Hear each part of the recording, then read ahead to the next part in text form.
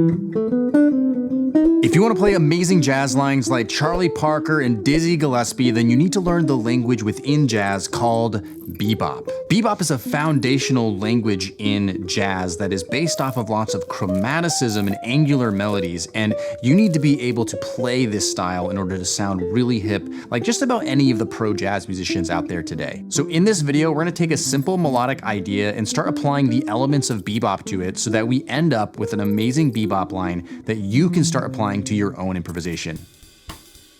Hey, Brent here from Learn Jazz Standards. So before we go into looking at some music here, what exactly is bebop? So bebop was a style of music that emerged in the 1940s and was primarily pioneered by the likes of Charlie Parker, saxophonist Charlie Parker, and trumpeter Dizzy Gillespie. Now, this took the music of jazz, which was popular music at the time based on swing and dancing and heavily influenced by big bands and composers such as Duke Ellington, and turning it into more of a virtuosic music that was based more about the abilities of the musician. A lot of people say that this emerged from what was called cutting sessions, which were after the bands were done, playing the dance halls, they would go out and start playing jam sessions with each other and trying to one-up each other. So today, often when we think about jazz improvisation, we're often thinking about bebop and the language and the mannerisms, the characteristics that are bebop. So how exactly do we play it, and what makes bebop bebop? So first, let's take a look here at this very simple chord progression. It's called a 2-5-1. So we have a D minor 7 2, G7 5, and a C major 1 in the key of C major. Now we'll do a little turnaround chord here. That's a dominant 6 chord, the A7, and then we'll do another 2-5-1. So it sounds like this.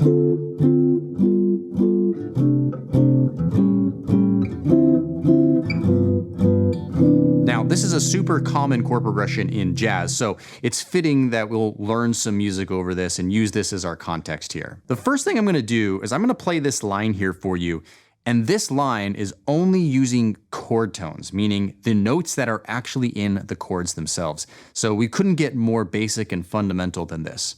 So 1, 2, a 1, 2, 3, 4, 1.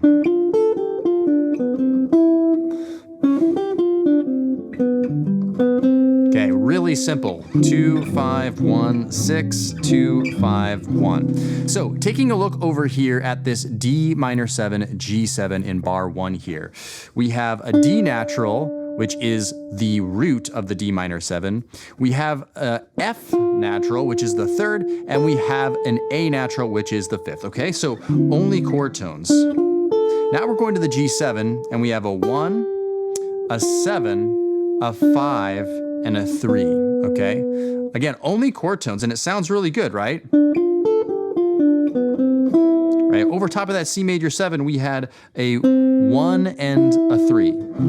Okay, now going over to the A7, that's that dominant 6 chord, with this little triplet pickup pattern here, which goes 3, 5, 7. And then into the D, 3, a D natural, 7, 5, and then the 3 of the G7, then the 5, the 1, the 3, and then finally the 1 of the C major 7, right? So what I want to show you first of all is, again, this very basic pattern, this very basic musical idea, but also it's kind of cool because it actually sounds pretty good. So it's cool to think and understand that even just playing chord tones, you already can make a pretty good sounding jazz line that not only outlines all the chords, but has good flow to it, right? So that's why we always focus first with jazz improvisation on chord tones over and above scales and anything else. But of course, we want to turn this thing into bebop. So how do we do that? Let's take a look at this first concept called chromatic passing tones. So we're going to use this chord D minor 7 here. So I'll play this for you. A 1, a 2, a 1, 2, 3, 4. Okay, so over that D minor 7 here. Now, a chromatic passing tone connects 2 diatonic notes a whole step apart, creating a chromatic phrase. So in other words, we might have the start of perhaps even a scale, right? But what a chromatic passing tone does is it connects some of those diatonic, or meaning in the key, it connects some of those together with chromatic passing tones. So in this case, we have D, which is 1, E is 2, F is 3, and then we have this chromatic passing note, the F sharp, leading into the G. So figure 1 there is a diatonic note, figure 2 there is a non-diatonic note, that's the chromatic note, and figure number 3 is the diatonic note. So that chromatic note there is connecting those two diatonic notes that are separated by a whole step together.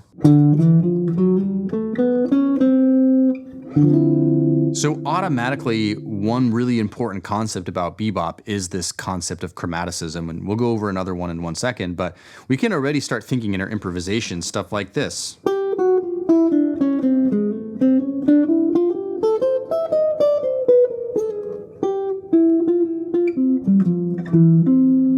Right? Connecting these different ideas together just with chromaticism. So I'd recommend just playing around with that a little bit, just connecting ideas together chromatically. Next, let's talk about this concept called chromatic approach notes. So let's take a look at this. This is over the D minor 7 again. So 1, a 2, a 1, 2, 3, 4, 1. Okay, so a chromatic approach note precedes a diatonic note or chord tone from a half step above or below, right? So in this case, when we look at this line, D minor 7, the very first note there is a C sharp. Now, C sharp, that is not in the scale with D minor 7. That is not a diatonic note. And it is approaching a note that is in fact a diatonic note right here. This is our D natural. That's the root of the chord, right? So we have a chromatic note approaching a diatonic note in the chord. Now the difference between a chromatic approach note and a chromatic passing tone, as we see over here with the F sharp, is an approach tone is often in context used to start a line. So in other words, we're leading into a musical idea, as is with the C sharp. And that F sharp right there, again, is passing, it's continuing a line. So what you can do when you're practicing improvising is seeing if you can start some of your lines on approach tones, chromatic approach tones.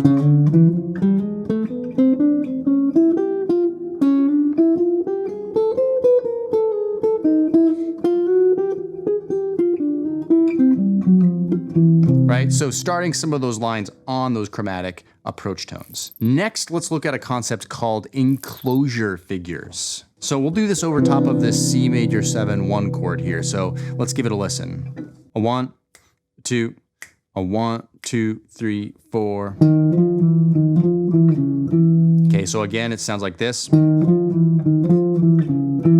So enclosure figures enclose a target note by first playing the surround tones that are either a whole step or a half step away. And these can be either diatonic or non-diatonic. The way I like to think of it is you have a target note and you're approaching it from above in pitch and then below in pitch, or vice versa, below in pitch and then above in pitch. So let's look at the target note in this line, which is E natural, okay? E natural, and it shows up twice here. So let's look at what the enclosure pattern is. So first we start here on this E flat note, okay? Now that is a chromatic note. That's not in the key of C major, right? So actually, technically what this is it's a chromatic approach note. But then we're playing F natural, and we're leading finally into our E natural. So again, if we think about the enclosure concept here, what we have here is the E flat is below in pitch, F note is above in pitch, and then we're arriving at our target note, which is E. And then it happens again. Below in pitch, above in pitch, arriving at our target note, the E natural, and then a C sharp, and then an E, because the line continues, as I'll show you in a second. So this pattern and patterns like it are constantly happening in bebop language. So what you can do to practice is just practice adding this into your lines.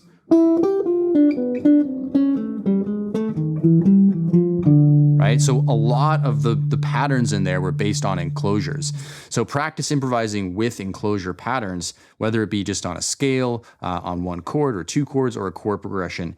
And that's going to help you start getting this concept together that beboppers are using all the time. So now let's take that original line that we had played before, the one that was based completely off of chord tones, use that as our basis, but apply all three of these bebop concepts to it: the chromatic passing tone, the chromatic approach tone, and the enclosure figure. So again, this is over the 2-5-1 chord progression. So we have a 2-5-1-6, 2, 5, 1. A 1, a 2, a 1, 2, 3, 4.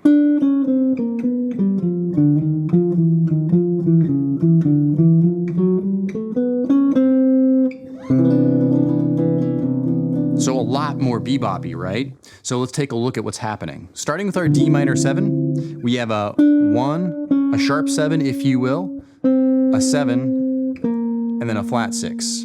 And then finally, we resolve to the third B natural on G7. So that first line, okay? Now, you'll notice the little asterisks over top. So that first asterisk there over top of the D flat is a chromatic passing tone, right? That D to the D flat is passing to the 7, right? That's our 7 note. Now, the 3 asterisks over top of the 7 starts an enclosure pattern, right? Now, our target note in this particular case is going to be the third of G7, right? You see the enclosure pattern in parentheses there. So you have the C, the B flat, and the third there, right? So we are starting above in pitch, below in pitch, and then arriving at our target note. Continuing on that G7, we have the root, the 7, the 5, and then when we get to the C major 7, we start another enclosure pattern, and our target note here is the third of C major, right? So we have the E flat, F, arriving at our target note right there, and then again, E flat, F, arriving at our target note of E natural, and then a C sharp, which is the third of A7, right? One of our chord tones, and the fifth, and then going to this D minor 7, we have 1, 2, 3, sharp 3, that's our chromatic passing note. Continuing on up the scale, we got the 1 of G there, G, 2, 3, D flat to C. Now we have an enclosure pattern right here. Our target note is C, the root of C major, starting on the B natural, right? So the B natural goes below in pitch, above in pitch, and then arriving at our C natural. So these are the basic elements of bebop, how to take something simple like that and turn it into bebop. What are some other things though that you can do to start developing the language of bebop? So number one, and probably the most important one you could possibly do, is to learn bebop heads or bebop melodies. The bebop heads are essentially composed jazz solos that have more theme to them, right? So when Charlie Parker, I imagine when he was, creating Anthropology or Billy's Bounce or Scrapple from the Apple, all of these really popular bebop heads, he was probably just starting out by soloing and noodling around, then he liked a theme or idea and created it into, a great melody. And so learn as many bebop heads as you can, and at the same time, it's a 2-for-1 deal, right? You're learning the melody of a song and you're learning the bebop language, how to start improvising in the bebop style. And then number 2 goes without saying, go ahead and learn bebop solos by ear. Go ahead and get Charlie Parker up and learn 8 bars of something that he did over a song that you're working on right now. The more that you learn the language by ear, you're strengthening your ear to instrument connection. You're picking up phrases that a jazz musician would use, and then you can go out and start creating lines of your own, and it'll help you deepen an understanding of the bebop language and how it exactly works. Now, if you need a little bit more help in general with jazz improvisation and some of the basic concepts of how to start improvising in jazz, I'd highly recommend checking out my free guide called Jazz Improv Made Easy Fast Track Guide.